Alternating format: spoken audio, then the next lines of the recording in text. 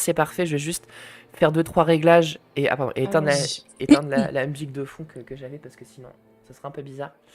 Je te laisse le temps de t'installer rapidement parce que je mets toujours une petite musique de Ouais, fond là, en commençant le ça matin. marche. Mais bon, en interview, c'est pas terrible. Donc, normalement, on te voit, on t'entend. Bonjour à toi, Mona. J'espère que tu Bonjour. m'entends bien Oui, de je mon t'entends côté. bien. Parfait. Merci d'être avec nous ce matin. Donc, je le disais tout à l'heure, Mona Hamoud, tu es journaliste et documentariste. Tu as notamment sorti assez récemment un documentaire sur la scène du stand-up au Liban qui s'appelle Exactement. La Force du Coquelicot, qui est diffusé un peu partout en France. Si jamais tu as, t'as des dates, d'ailleurs, on pourra en parler tout à l'heure. Je te reçois ce matin pour parler un petit peu des dernières actualités au Liban. J'ai vite fait un point avant que tu arrives, notamment avec la une de L'Orient le Jour de ce matin, hein, qui parle des massacres de mercredi dernier. Tout d'abord, j'ai vu que tu en parlais récemment sur Instagram par rapport à tes proches au Liban, à ta famille. Est-ce que tu as des nouvelles? Comment ça va de ce côté? Oui, j'ai des nouvelles très fréquemment, mais quand tu es dans ce genre de situation, tu es constamment dans l'angoisse. Dès qu'on ne répond pas ou dès qu'on met du temps à me répondre, tout de suite, bah, je panique. Donc Ouais, c'est compliqué. Ils vont bien. Ils sont proches, ils étaient proches des bombardements. Parce qu'il faut savoir que les 100 frappes qui ont été faites en 10 minutes, elles ont touché quasiment tout le Liban. Et ouais, donc, j'avais, 1 chance sur 3 ou 4 d'avoir un de mes proches qui est à quelques mètres de des frappes et donc c'est ce qui est arrivé. Heureusement, ils sont vivants, pour l'instant, mais voilà, ils ont quand même frôlé la mort puisqu'il y a une des frappes qui était à 50 mètres de chez eux. Donc, donc voilà, pour l'instant, ça va. Je dis toujours: «Ils sont vivants et en bonne santé», mais voilà, on ne sait pas de quoi demain est fait, quoi. ouais, c'est clair. Pardon. C'est sûr et beh, écoute, j'espère que les nouvelles seront toujours bonnes dans les prochains jours, d'autant que là, J'espère. l'actualité va être beaucoup, mouvante. Donc il y a cette histoire, de cessez-le-feu. Alors je mets toujours un peu des guillemets sur cessez-le-feu parce que Ouais, c'est toujours compliqué, de savoir qu'est-ce que ça veut réellement dire cessez-le-feu quand c'est les puissances attaquantes qui, en quelque sorte, font le cessez-le-feu entre elles. ouais. Mais donc on a entendu il y a quelques jours le cessez-le-feu entre, Israël, les États-Unis et l'Iran. Il y a eu des appels à inclure le Liban dans le cessez-le-feu et j'ai vu hier que il y aurait des pourparlers entre le Liban et Israël prévus la semaine Ouais. prochaine. Qu'est-ce que tu sais de ça? Qu'est-ce que tu penses de ça sur cette actualité-là? Alors très sincèrement, je suis assez pessimiste parce que jusqu'à présent, en 2024, il y a eu un cessez-le-feu qui a été conclu également. Il faut savoir que ce cessez-le-feu, il n'a jamais été, respecté par Israël. En l'espace d'un peu plus d'un an, il y a eu, selon la FINUL et les autorités libanaises, plus de 15 000 violations du cessez-le-feu. C'est à peu près, un bombardement toutes les 4 heures, tous les jours. Et ça, la communauté internationale n'en a pas forcément parlé ces derniers mois. Donc quand on parle de cessez-le-feu, moi je me dis simplement: «On va retourner à ce qu'on a connu, l'année dernière ou même ces précédents mois», c'est-à-dire, des bombardements quotidiens. Israël est incapable de respecter le cessez-le-feu, est incapable de tenir ses promesses. Donc je te cache pas que je suis assez pessimiste pour la suite, quand on parle de pourparlers, quand on parle de négociations directes, moi je n'y crois pas. Pour l'instant, je ne vois pas de solution, pour un retour à la paix, entre le Liban et Israël et quand on me parle de cessez-le-feu, bon, ça me fait doucement rire parce qu'on sort d'un cessez-le-feu et regardons aujourd'hui, où est-ce qu'on est, quoi. Oui, puis c'est un peu ce que je disais tout à l'heure, c'est qu'on voit par exemple avec le cessez-le-feu à Gaza, par exemple, on voit que la notion de cessez-le-feu est assez relative. Tu disais que tu ne savais pas quelles étaient les conditions pour arriver, pour maintenir la paix en quelque sorte. Est-ce que tu penses que ça va commencer à continuer comme ça pendant encore longtemps? Ou... Le problème, c'est que c'est un Ouais, problème, hem, le problème au Liban, et avec, notre voisin, Israël, c'est que ce n'est pas un problème qui date d'hier. En fait, tu sais, il y a eu plusieurs Oui. invasions. Il y a eu une invasion en 78, une autre en 82 qui a duré jusque les années 2000. Donc on a eu 22 ans d'occupation. Ensuite avec une autre guerre en 2006 et puis ensuite celle de 2023-2024. En réalité, c'est un perpétuel recommencement à chaque fois. Donc en réalité, ça sent le réchauffer à chaque fois et on connaît presque la finalité de ce qui va se passer. On connaît des ambitions colonialistes, expansionnistes d'Israël au Liban et en Palestine également. Donc en réalité, c'est simplement peut-être mettre le problème dans un tiroir et puis se dire qu'on va revenir checker plus tard. C'est réellement le problème, c'est-à-dire que c'est depuis des décennies, le Liban est confronté à des menaces israéliennes, à des agressions, à des attaques israéliennes sans aucun respect du droit international. Et quand on voit également les pays occidentaux qui disent que oui, Israël a le droit de se défendre, en réalité, ça ne légitime que la menace israélienne davantage sur le Liban et sur la Palestine. Mmh. Et tu parlais un petit peu enfin, tu parlais de finalité, notamment pour Israël. Alors, bon, je te pose la question, c'est un peu une question rhétorique, mais bon, je pense qu'elle est importante à te poser.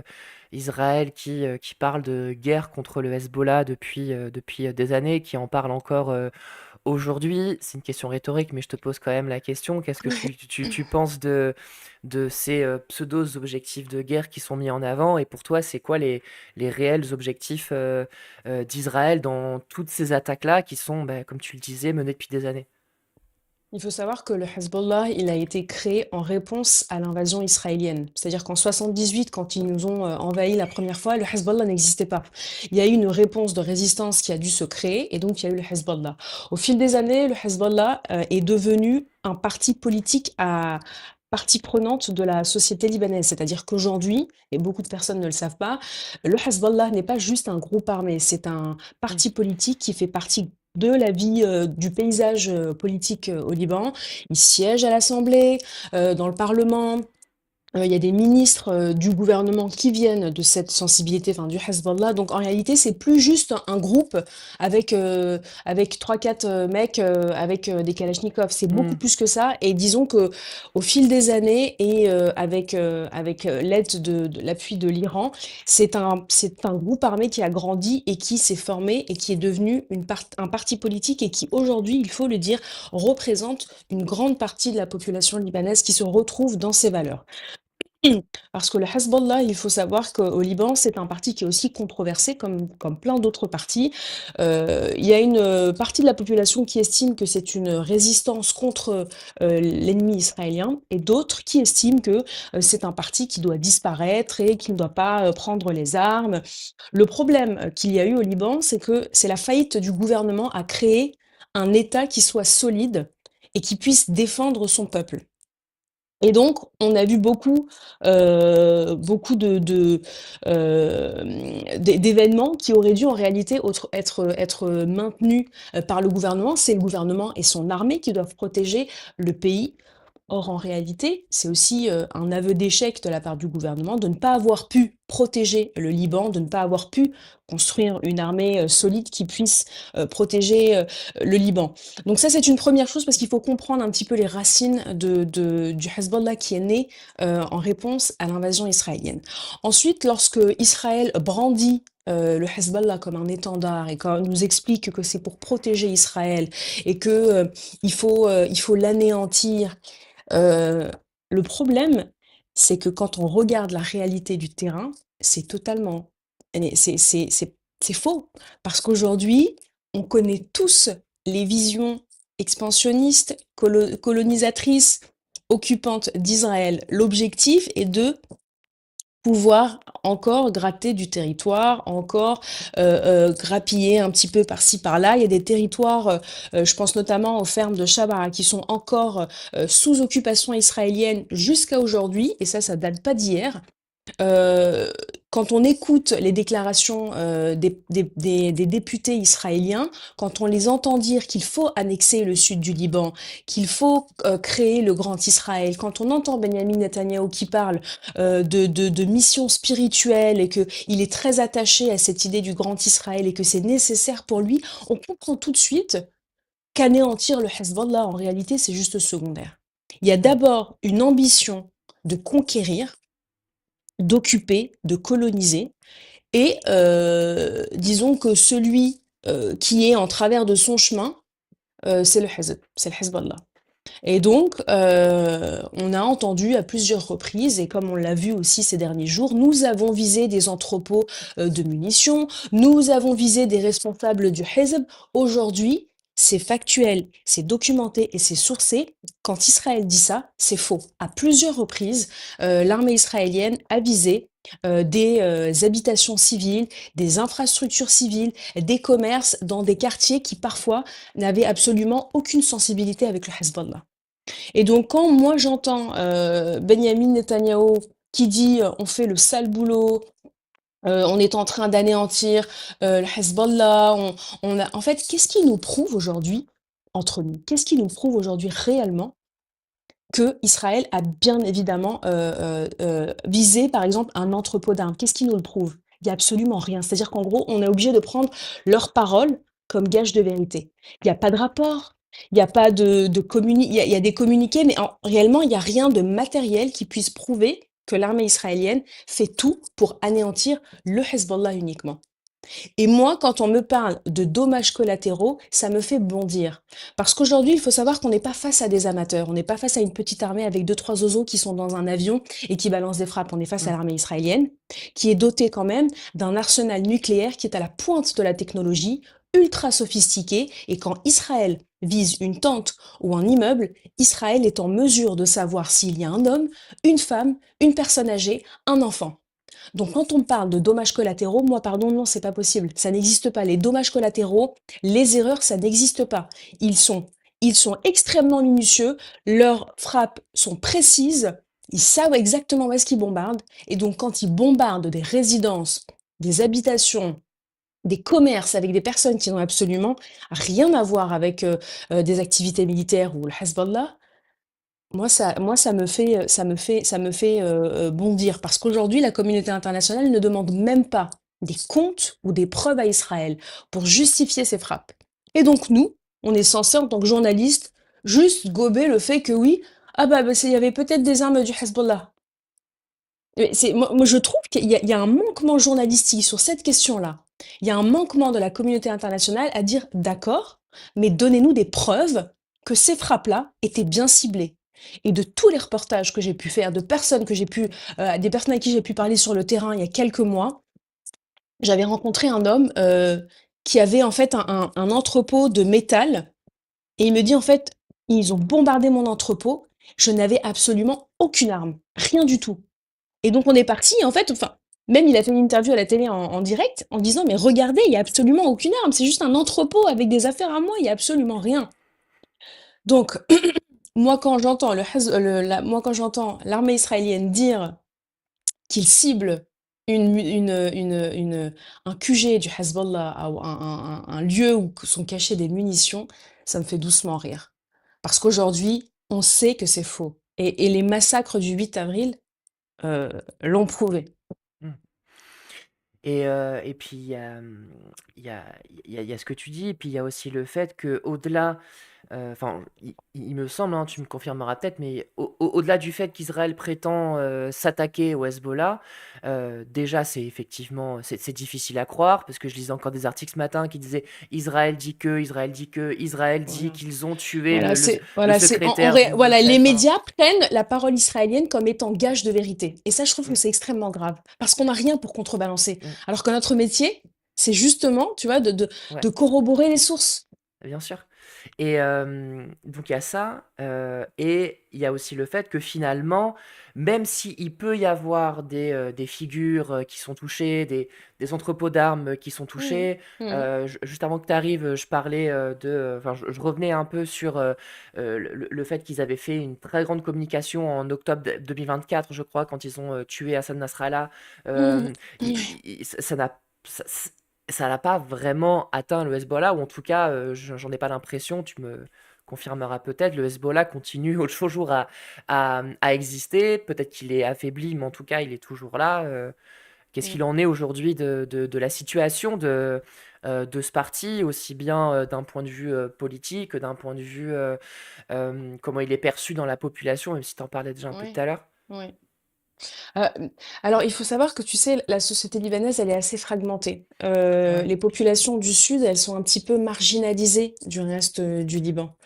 Et donc, le Hezbollah, au fil des années, a su, entre guillemets, se rendre, dépendant de la population. C'est-à-dire que, c'est un parti qui a aidé à la reconstruction du Sud, c'est un parti qui s'est occupé des familles, des martyrs. Et donc, c'est pour ça que je parle de la faillite, du gouvernement libanais, parce qu'il a laissé, l'occasion à un parti, de devenir en réalité un peu la mère, des populations du Sud qui ont été longtemps marginalisées, ostracisées parce que tout se passe dans le Sud. Tous les bombardements, toutes, les guerres se sont toujours passées dans le Sud.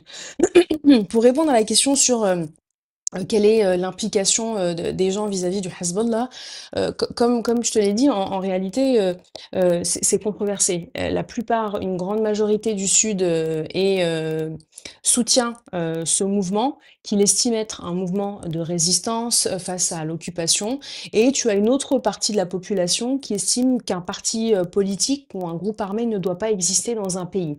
Alors certes, c'est une réalité, il faudrait avoir une armée forte. Le problème, c'est qu'aujourd'hui, l'armée libanaise, elle est totalement impuissante. Elle est incapable de répondre à la menace israélienne, et ça, c'est aussi une volonté de l'Occident. La communauté internationale n'a jamais souhaité armer le Liban face à Israël, puisqu'ils ont une peur panique de prendre position, face à Israël militairement. Parce qu'il y a un passé historique, et ça, Israël en joue et en surjoue, mais Israël n'a pas le monopole de la souffrance et n'a pas le monopole des décisions. Mais en l'occurrence, c'est ce qui se passe. Donc la France nous balance des communiqués par-ci par-là, nous baratine avec sa relation avec le Liban, je suis je sais pas, il y avait une expression de Macron, nous sommes au chevet du Liban. Alors d'accord, l'aide humanitaire, c'est très bien. Ceci étant, en réalité, le Liban a besoin d'armement pour contrer la menace israélienne. Mais imagine juste que, par exemple, il n'y ait pas le Hezbollah et qu'on n'ait pas d'armée. En fait, qu'est-ce qu'on fait? Moi, je pose la Mm, question, d'accord, allez, en mettons de côté, désarmons le Hezbollah, qu'est-ce qu'on fait aujourd'hui?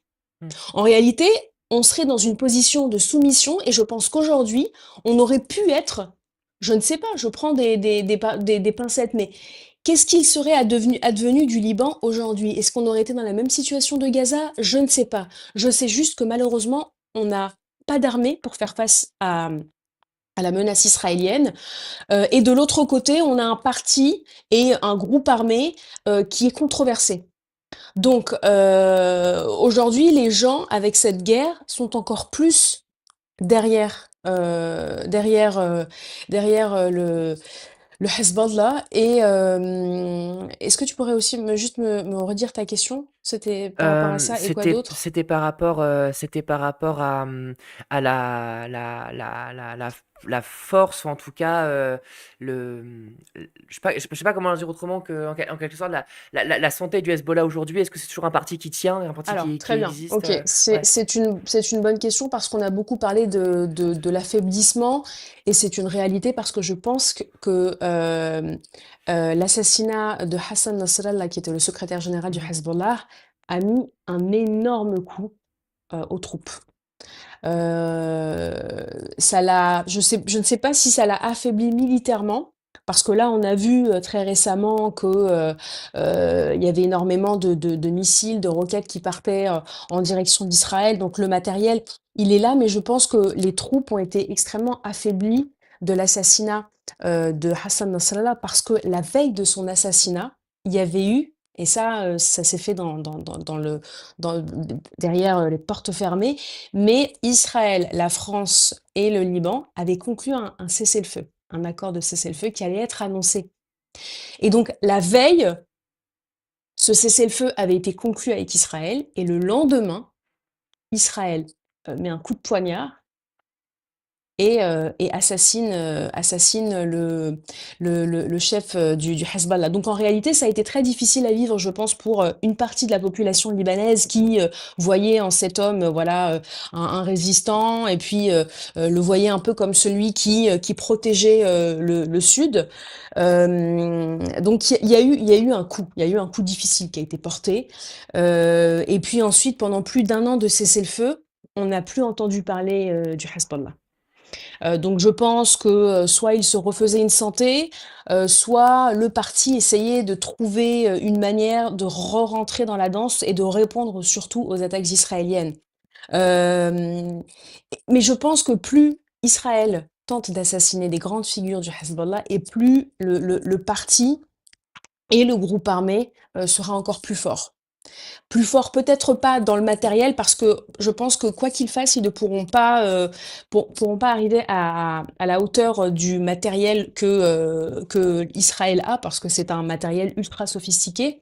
Mais je pense que la connaissance du terrain libanais et la connaissance des stratégies et des techniques militaires israéliennes font que ils arrivent à gagner plusieurs batailles, notamment la bataille à la frontière, dans le village notamment de Khiam, où il y a eu énormément de combats entre Israël et le Hezbollah ces derniers temps. Donc, pour sa santé, moi je pense que je ne pense pas qu'il va disparaître ou qu'ils vont réussir à le désarmer, très sincèrement. Je pense que, il y a une volonté de revanche, et il y a une volonté surtout aussi, de montrer que le parti et le groupe armé, existent encore et ils ne courberont pas, les chines. En tout cas, c'est ce que les dernières déclarations des partisans ou des grosses têtes, ont déclaré, qu'en réalité, quoi qu'il arrive, il y aura pas de paix avec Israël, et il y aura pas de désarmement. Et d'un côté, on a un gouvernement qui dit oui, on va désarmer le Hezbollah, mais physiquement, en fait, c'est impossible, et ils vont pas Mm. réussir. C'est très difficile à faire. Enfin, juste imagine aller devoir désarmer un groupe armé avec quoi? Avec une armée qui ne possède absolument rien. C'est impossible. Enfin, tu vois, en fait, tu as beau tourner le problème dans tous les sens, tu vois, il y a pas de solution en réalité. Ouais. Je pense que c'est ce qui est très grave au Liban, c'est que euh, on sait pas comment ça va se terminer. Mm. Tu vois. Ouais, ouais. Et justement, tu parlais aussi du coup de l'armée libanaise, enfin, bon, ce qu'on peut savoir, l'armée entre guillemets, parce qu'elle Ouais. n'existe pas vraiment, et du gouvernement libanais. Je me souviens, j'ai écouté il y a à peu près 2 semaines, enfin, on l'avait écouté ici, Mhm. une interview, je crois que c'était sur France 24, du Mhm. président libanais Joseph Aoun, Mhm. et Oui. moi, ce qui m'avait surpris, c'était qu'il mettait quand même beaucoup la lumière sur le Hezbollah, sur le fait qu'il fallait lutter contre le Hezbollah. Mhm. Et les attaques israéliennes sont venues assez tardives dans l'interview, et surtout, en fait, n'ont pas pris Mhm. le centre de l'interview, alors que j'ai quand même l'impression que comment dire, le sujet, c'était quand même principalement celui-là. Qu'est-ce que tu dis de justement cette position du président, du gouvernement libanais vis-à-vis de ça, quoi, le fait que le gouvernement libanais a l'air de davantage, enfin, peut-être que j'ai tort, mais a l'air de davantage s'en prendre au Hezbollah qu'à Israël, Ah quoi. mais Ouais. complètement, mais parce que le président libanais Joseph Aoun est sous pression américaine. Mm. Et donc, on l'a vu précédemment ces derniers mois avant la guerre, Tom Barak, qui était l'envoyé spécial américain au Liban, faisait des allers-retours au Liban en mettant la pression sur le gouvernement, en leur disant qu'il faut désarmer le Hezbollah, sinon il y aura la guerre. En réalité, il ne faisait que prédire ce qui allait se passer. Parce que Israël met la pression aux États-Unis, et les États-Unis mettent une pression monstre au président libanais. Sauf qu'aujourd'hui, le président libanais n'a aucune marge de manœuvre, parce qu'il ne pourra pas désarmer le Hezbollah, donc il ne pourra pas donner aux Américains ce qu'ils veulent. Et donc il se retrouve un petit peu pris en sandwich, désolé de l'expression, ou pris en étau, parce qu'il n'a absolument aucune solution à apporter. Aujourd'hui, il a annoncé, il y a quelques jours, pardon, des pourparlers directement avec Israël. Très bien. Mais Israël lui dira encore: «Il faut désarmer le Hezbollah». C'est quand même assez fou qu'un président d'un pays souverain ait à se soumettre à des volontés de puissances étrangères. Cette ingérence, elle existe au Liban depuis des décennies, depuis toujours. Depuis que je suis née, j'entends des ingérences américaines, israéliennes, et donc en réalité, vous avez David contre Goliath. Parce que qu'est-ce que va faire le Liban, un tout petit pays qui est entouré de voisins pas très catholiques, qui lui en veulent? Le Liban, tu sais, ça fait la taille de la Gironde. C'est Mmh. tout petit. Mmh. C'est un magnifique pays avec une population qui a envie de vivre, mais qui n'a pas envie de vivre aussi sous la soumission israélienne. Mmh. Et donc là, ce que demandent les États-Unis, c'est quelque chose que le président lui-même ne peut pas faire. Et au sein de la population, il y a beaucoup de personnes qui voyaient en lui, un nouvel avenir. Aujourd'hui, là, il y a quelques jours, juste hier et avant-hier, il y a eu des manifestations devant le Sérail, qui est un petit peu, le «l'Élysée», entre guillemets. Et donc ils ont manifesté en lui disant: «Mais où êtes-vous? Où est notre président pour nous protéger, nous, population du Sud, nous, Beyrouthins?» parce qu'aujourd'hui, les bombardements sont partout dans le Liban. Qu'est-ce que vous faites? Joseph Aoun n'est pas là. Le président de la République était aux abonnés absents. Et donc là, il y a la colère du peuple face à un président qui, aujourd'hui, n'a absolument aucune solution à apporter à son pays, si ce n'est la soumission à Israël et aux États-Unis. Donc géopolitiquement, c'est très compliqué. Politiquement, intérieurement, c'est compliqué. Tu vois? Parce Mmh. que tu as Israël qui met une pression, mais incroyable, et cette pression, elle ne s'exerce pas juste par les États-Unis. Le 8 avril, c'était une forme d'oppression. C'était: «Si vous ne désarmez pas, on va continuer à cibler et à assassiner, des populations civiles». C'est ça Israël. C'est la pression par le sang, par, les assassinats ciblés, par les assassinats des civils. Parce que aujourd'hui, quand j'entends le Premier ministre ou quand j'entends le président, ils sont complètement déconnectés de la réalité. Et c'est pour ça qu'il y a eu ces manifestations du peuple dans les rues de Beyrouth. Parce que les gens ne se sentent pas protégés par leur gouvernement. Joseph Aoun, la seule chose qu'il répète, c'est: «Oui, il faut désarmer le Hezbollah». Tu sais, comme s'il avait envie un petit peu de chatouiller les faveurs israéliennes. Mmh. Parce qu'il y a une pression monstre et il y a pas de solution. Donc en fait, il y a pas de solution. Ouais, Il y ouais. a pas de solution. Clairement, c'est vraiment très grave parce que moi, je suis libanaise et je suis très pessimiste à ce qui va se passer, vraiment. Mmh. Je ne vois pas je ne vois pas de solution, et je pense qu'une reconnaissance de l'État libanais, une reconnaissance de l'État d'Israël par l'État libanais, même la population libanaise ne l'accepterait pas. Mmh. Parce qu'il y a eu trop de sang qui a coulé. Il y a eu Ouais. trop de sang. Il faut de la justice avant tout. Et justement, bah, par rapport à ça, tu parlais de cette, colère du peuple, qui manifeste, alors que cette population est elle-même, ce peuple est bombardé, Oui. actuellement. Est-ce que tu enfin, je sais pas comment poser la question, mais qu'est-ce que tu penses de l'avenir, en quelque sorte, de cette colère du peuple? Est-ce que tu penses que, elle va enfin, déjà, c'est quoi l'état un peu de la colère, au sein du peuple libanais? Et est-ce que tu penses qu'il y a, peut-être un avenir à cette colère? Est-ce qu'elle va aboutir à quelque chose? Est-ce qu'il y a une envie de changement politique, au sein du Mm. peuple libanais? Alors écoute, tu sais, il y a déjà eu en 2019, et j'avais eu la chance de la couvrir, c'était la révolution d'octobre 2019, Ouais. où les gens sont allés dans les rues pendant des mois et des mois. Le pays était à l'arrêt. C'était des manifestations tous les jours contre la corruption du gouvernement, contre la composition du gouvernement qui est multiconfessionnel. Les gens voulaient un gouvernement qui soit laïque, et que toute la classe politique qui était là depuis des décennies parte et qu'on reparte à nouveau. Et puis ensuite est venu le Covid et a balayé Tu sais, cette ferveur populaire qu'il y avait, vraiment ça a été quelque chose d'assez incroyable à vivre parce que tout le Liban était dans la rue. Mais quand je dis tout le Liban, c'était du nord au sud, au centre de Beyrouth, c'était tout le pays qui était à l'arrêt et pour une fois, tous les Libanais étaient ensemble, sans communauté distincte, ensemble pour manifester contre le gouvernement. Et donc après, il y a eu le Covid, et puis après, il y a eu toutes les crises économiques, sociales et politiques après qui ont vraiment terrasser la population libanaise. Aujourd'hui, moi, je trouve que c'est extrêmement courageux de la part des Libanais d'aller quand même manifester alors qu'ils sont bombardés tous les jours.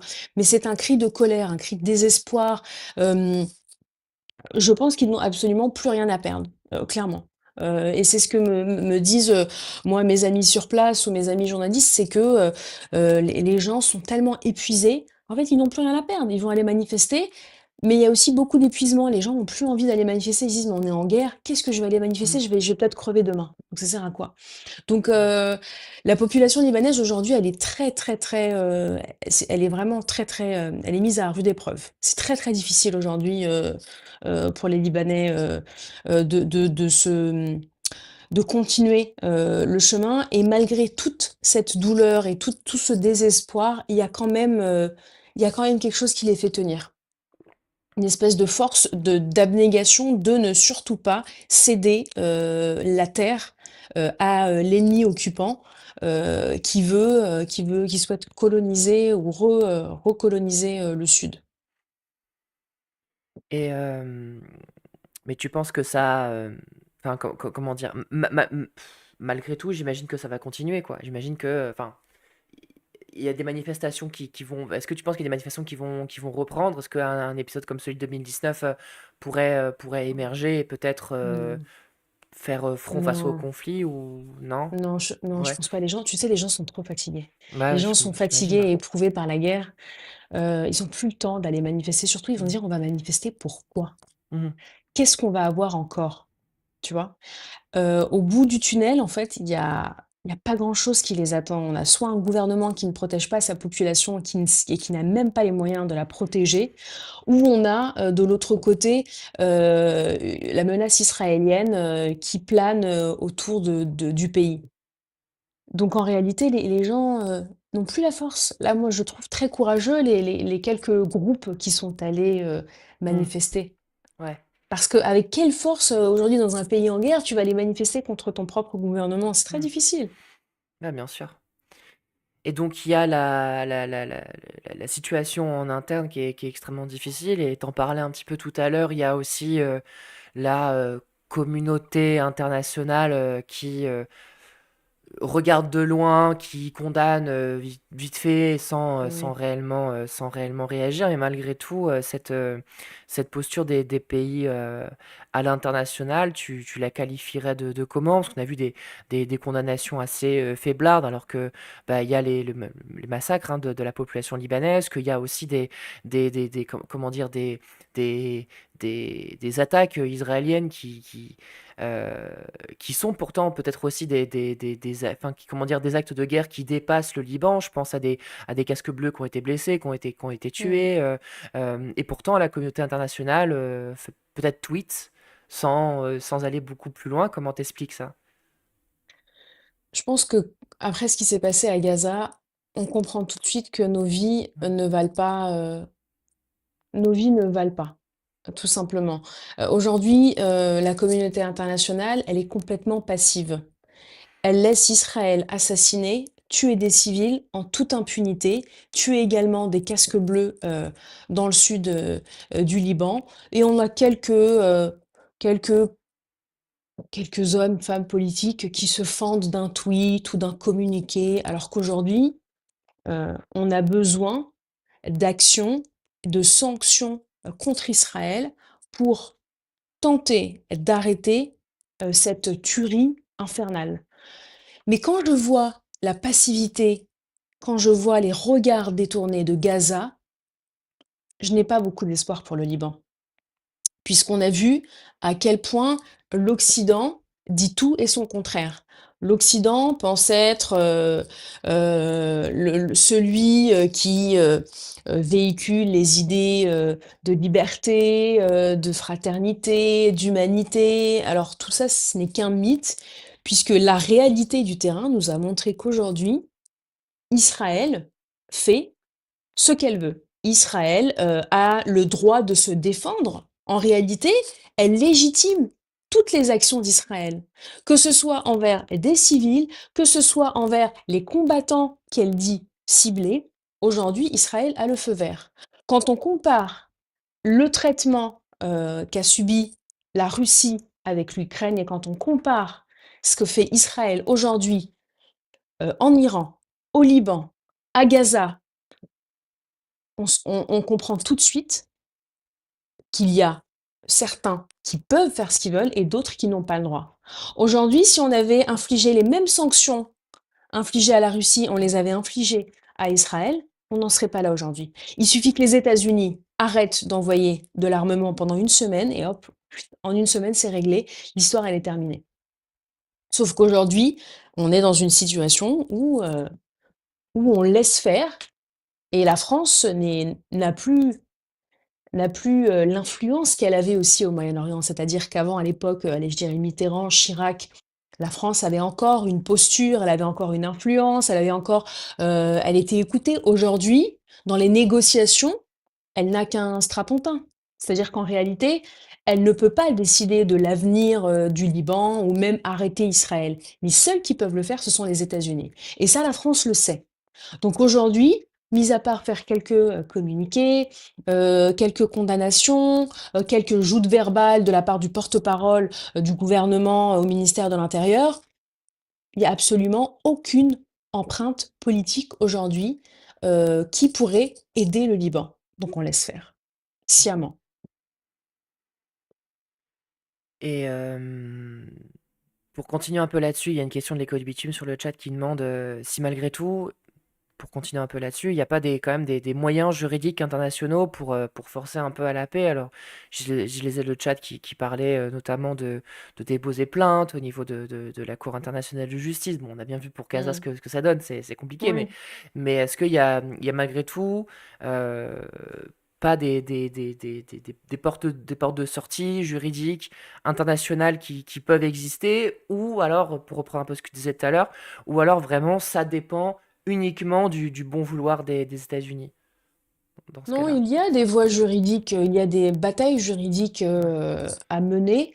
Ceci étant, elles prennent du temps. Et aujourd'hui, nous n'avons plus le temps. Il faut arrêter le massacre, que ce soit à Gaza ou que ce soit au Liban, il faut arrêter Israël.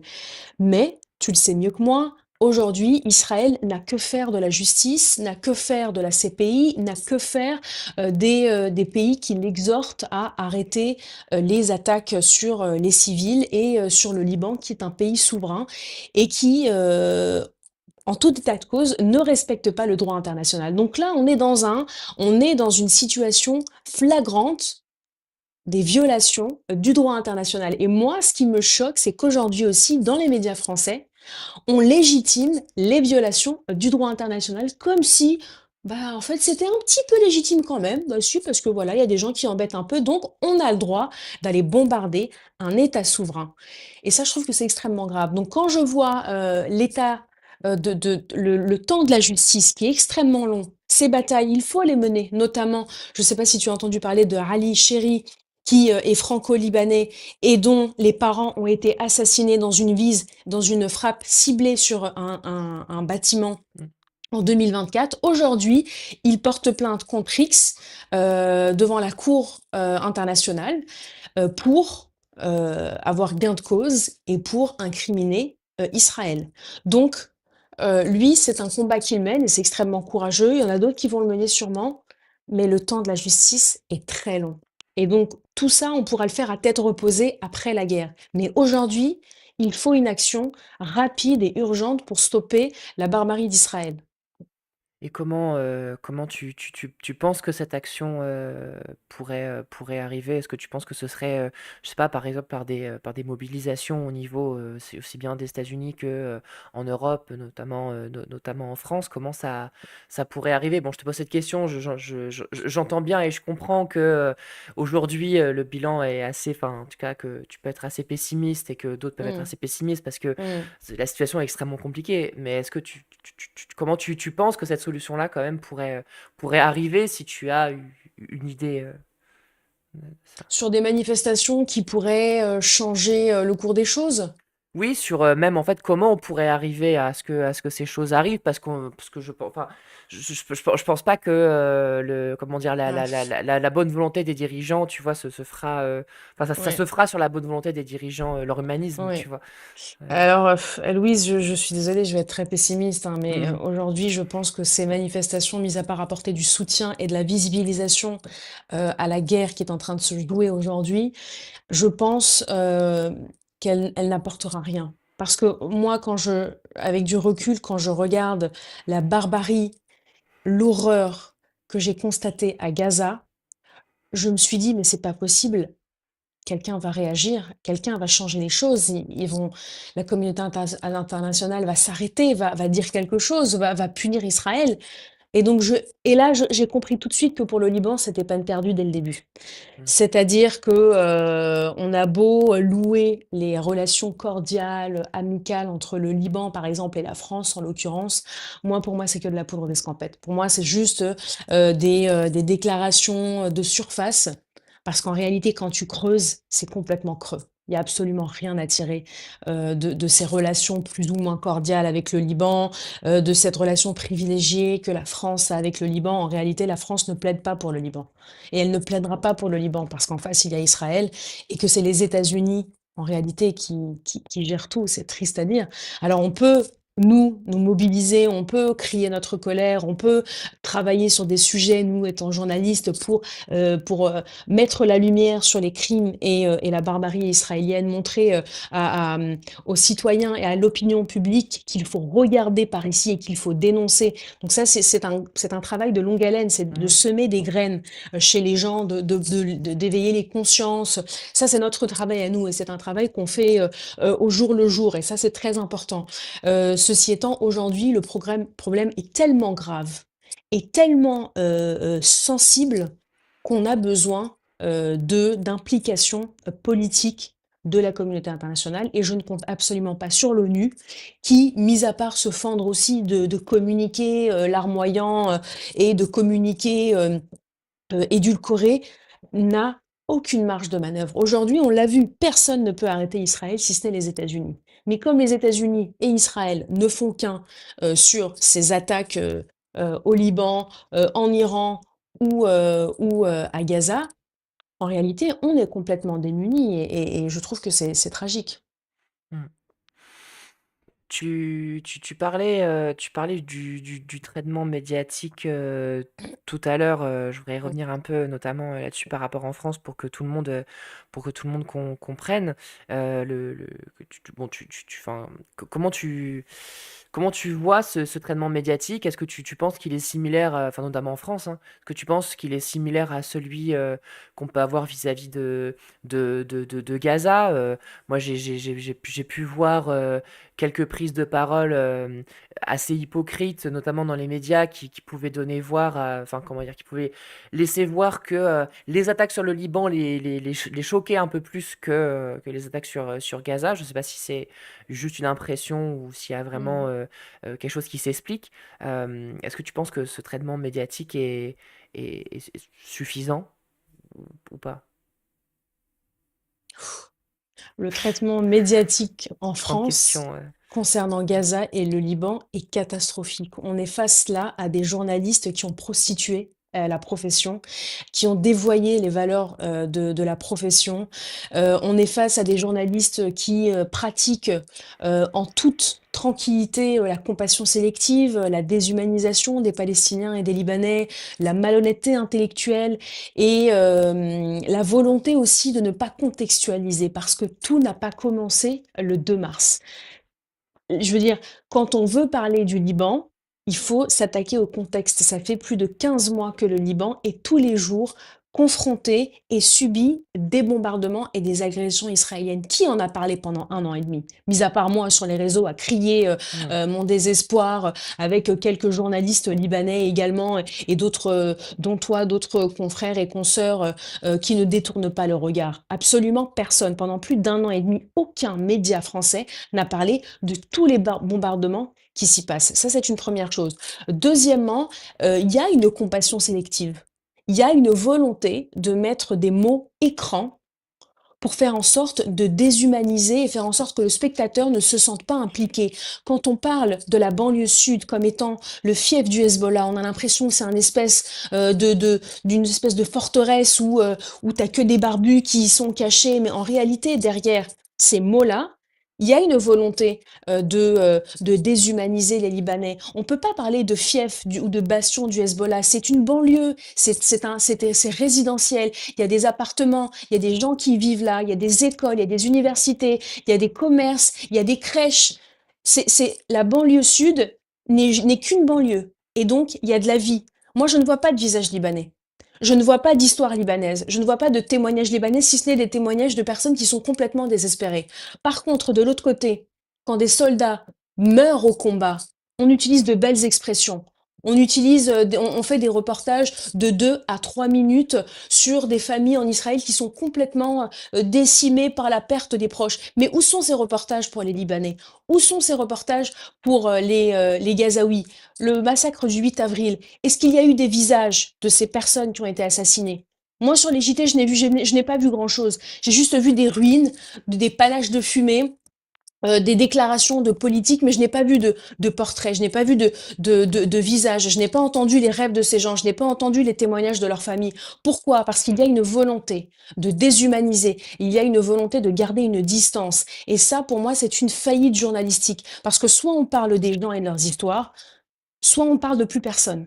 Et aujourd'hui, quand on regarde les chaînes d'infos, quand on regarde TF1, France 2, on a un narratif occidental qui reprend la propagande israélienne comme étant gage de vérité. Et le pire dans tout ça, et je trouve le plus grave, c'est que nous, journalistes, on se démène en étant indépendants parce qu'on va être droit dans nos bottes, on a envie de vivre de notre métier, on est dans la précarité, mais parce qu'on a des valeurs et qu'on ne peut pas vendre nos valeurs, Mmh. la charte de Munich, toutes ces valeurs auxquelles qu'on a signé en commençant ce métier. Et quand je regarde des confrères et des consoeurs, mais qui sont dans la déshumanisation la plus totale et qui parlent du Liban ou de Gaza avec des termes belliqueux, avec un champ lexical de la guerre, avec des qualificatifs qui sont juste abjects. Là, je me dis qu'il y a un problème. Là, je me dis que vraiment, en fait, il y a une faillite morale, il y a une faillite journalistique dans notre métier aujourd'hui.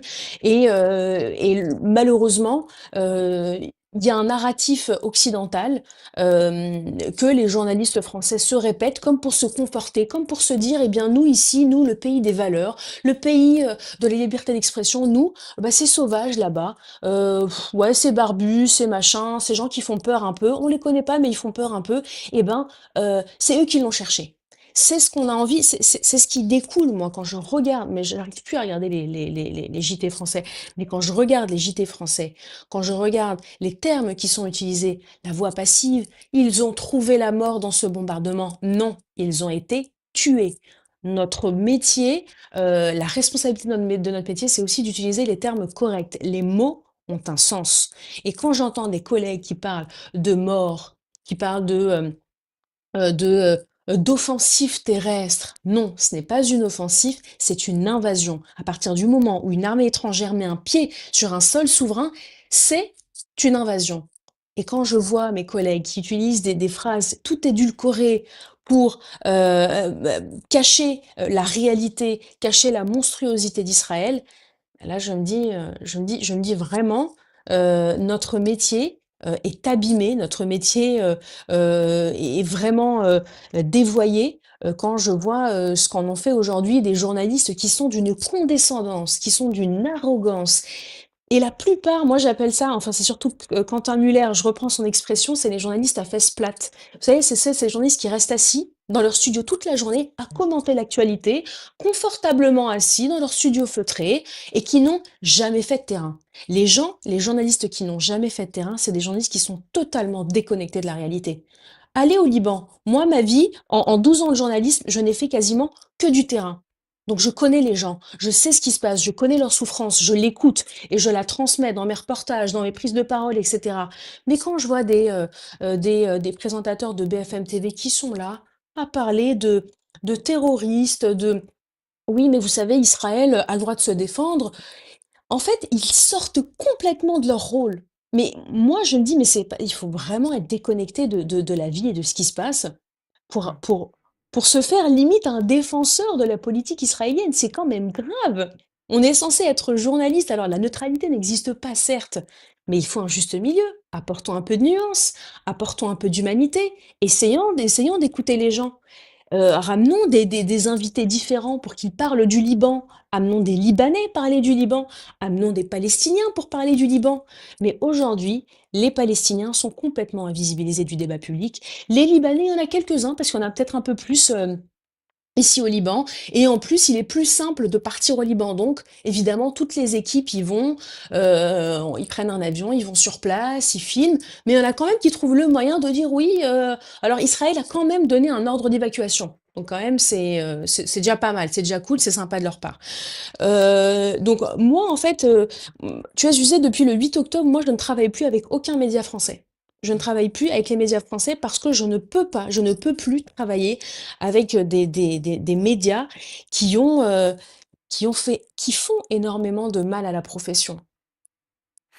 Et justement, tu travailles, comment aujourd'hui? Tu travailles en indépendante? Tu arrives Oui, à quand même, est-ce qu'en étant indépendante, tu arrives justement à faire circuler davantage, cette parole, beaucoup à la fois oui, beaucoup plus nuancée, beaucoup plus informative et beaucoup plus, j'ai envie de dire proche des oui. réalités, du terrain? Comment tu t'en sors avec ça? Alors tu as réalisé un documentaire, j'en parlais un peu, Mhm. en en introduction. Est-ce que tu sens que ça te permet, toi, déjà, de porter un peu plus la parole et cette parole-là, est-ce qu'en plus, tu sens qu'elle est entendue aussi, en tout cas de ton point de vue de journaliste indépendante?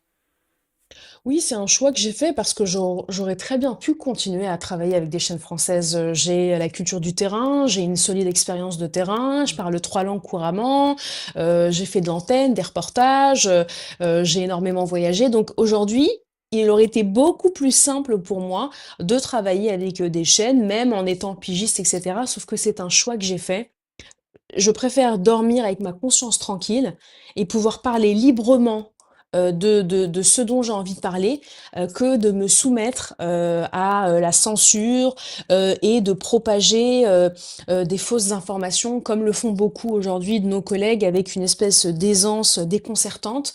C'est plus difficile et je pense que tu le sais aussi, Mm. aussi bien mieux que moi. C'est un métier assez précaire.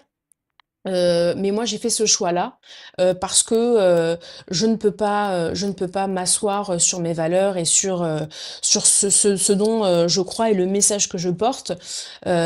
Surtout quand je vois mon peuple se faire massacrer et se faire assassiner, je ne peux pas rentrer dans dans cette juste dans ces boîtes-là, ces rédactions qui vont vouloir m'asphyxier d'un narratif qui est contraire à la vérité. Donc, évidemment que la liberté que j'ai aujourd'hui, c'est un luxe et je prends à bras le corps toutes les occasions qui sont possibles pour pouvoir justement débattre, dialoguer avec les gens, peut-être aussi éveiller les consciences. Parfois, je rencontre des gens qui sont pas d'accord avec moi, mais on discute et j'essaye un petit peu Mm. de leur donner la voix du terrain, la voix du peuple, des personnes que j'ai pu, toutes les personnes que j'ai pu rencontrer, par exemple, là, je parle du Liban, mais voilà, au Liban, des reportages que j'ai pu faire, des témoignages que j'ai pu récolter, de la vision aussi peut-être manichéenne que beaucoup d'Occidentaux et de Français ont sur le monde arabe et sur le Liban. Donc voilà, j'ai l'impression que parler parfois avec certaines personnes qui sont ouvertes aussi au dialogue, ça peut aider à un petit peu, tu sais, ouvrir le champ de vision de la pensée critique et faire en sorte de ne pas regarder le monde qu'avec des œillères et avec un regard franco-français. Je pense que c'est extrêmement important d'aujourd'hui analyser la géopolitique du monde arabe avec un regard neuf et donc se détacher de toute analyse du monde arabe avec un regard très français. C'est difficile, mais il faut essayer de le faire. Mmh. Ensuite, oui, grâce à mon documentaire, oui, j'ai pu un petit peu faire en sorte de parler du Liban autrement pour casser encore une fois un narratif occidental qui nous réduit juste à un pays en guerre, alors qu'au Liban, il y a énormément de choses à découvrir. C'est un pays magnifique avec une population qui est très intellectuelle, qui adore l'art, qui aime le théâtre, la musique, l'écriture.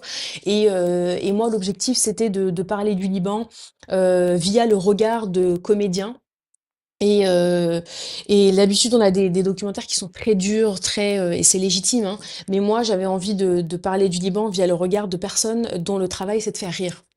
Et donc, on découvre le Liban via un regard différent. Et j'avais besoin d'humaniser les Libanais à Mmh. une époque où on est réduit à juste du sang et de la destruction et des termes écran, terrorisme, Hezbollah, etc. On est beaucoup plus que ça. Et voilà, donc j'avais envie de parler du Liban que je connais, du Liban dans lequel j'ai grandi. Et oui, d'être indépendante, ça me permet. C'est plus dur, c'est plus difficile, c'est pas rose tous les jours, c'est compliqué, mais voilà, on a des valeurs qu'on chérit tant et un pays qui souffre, donc voilà. Mmh. Oui, puis comme tu dis, au moins le soir, on se couche la conscience tranquille, quoi. Ah ouais, On en a ouais, fait ce qu'il fallait complètement, faire. exactement. Tu m'as dit que tu devais partir bientôt, juste peut-être, rapidement, si tu as tes dates de diffusion prochaine de ton documentaire que tu as envie de faire circuler et si tu as un mot de la fin, un truc, une question, répondre à une question que je t'ai pas posée ou quoi, Non, voilà. on a fait plutôt le tour. Pour l'instant, j'ai des dates qui vont être prévues en mai, donc hésitez pas à me suivre sur mes réseaux sociaux pour pouvoir voir des dates. Si vous avez envie de découvrir un Liban différent, un vrai Liban, quoi, un Liban un peu plus terre à terre, un Liban un peu plus investi et un Liban différent de ce que vous avez l'habitude de voir. Voilà, n'hésitez pas. Si vous avez aussi d'autres questions, moi je suis voilà, vous pouvez me joindre sur mes réseaux. Je suis toujours très contente d'échanger. Et si j'avais un message à faire passer aux personnes, c'est vraiment essayer de croiser vos sources. Essayez de lire plusieurs quotidiens, plusieurs journaux, plusieurs journalistes indépendants, croisez les sources, ouvrez-vous au monde et ne partez pas avec des idées préconçues sur un endroit et essayez de vous mettre surtout à la place des autres. Parce que je pense que Mmh. quand on se met à la place des Libanais et des Gazaouis, peut-être qu'on se dit, bah finalement, il y a une résonance à tout ça et, un peu plus d'humanité. Je pense que c'est très important parce que ça manque beaucoup aujourd'hui Mmh. voilà, d'avoir un peu plus d'humanité envers les autres, même s'ils ne nous ressemblent pas, même si on les connaît pas. Mais voilà, je pense que c'est très important. Et bah, je te remercie aussi de m'avoir donné la parole. Bah, merci à toi d'être venu. Il y a tout le chat qui te remercie, dit merci pour ce partage. C'est du travail d'utilité publique, ouais, merci à toi et Merci. puis bon courage dans la suite de ton travail. Et Merci j'ai beaucoup. hâte de voir ton documentaire parce que j'ai toujours pas vu, mais Ouais. peut-être un jour il sera diffusé par chez moi. Ouais. On l'espère, on l'espère. Voilà, oui, et puis aussi, si vous avez des Ouais. lieux où on peut projeter le documentaire, voilà, n'hésitez pas, soit envoyer un petit message à Louise ou à m'envoyer un petit message à moi. Voilà, il a été vu à l'international, il y a eu plus de 20 sélections dans les festivals, il a été vu en Colombie, en Inde, au Koweït, en Irlande. On a reçu 3 prix pour un documentaire autoproduit avec zéro financement.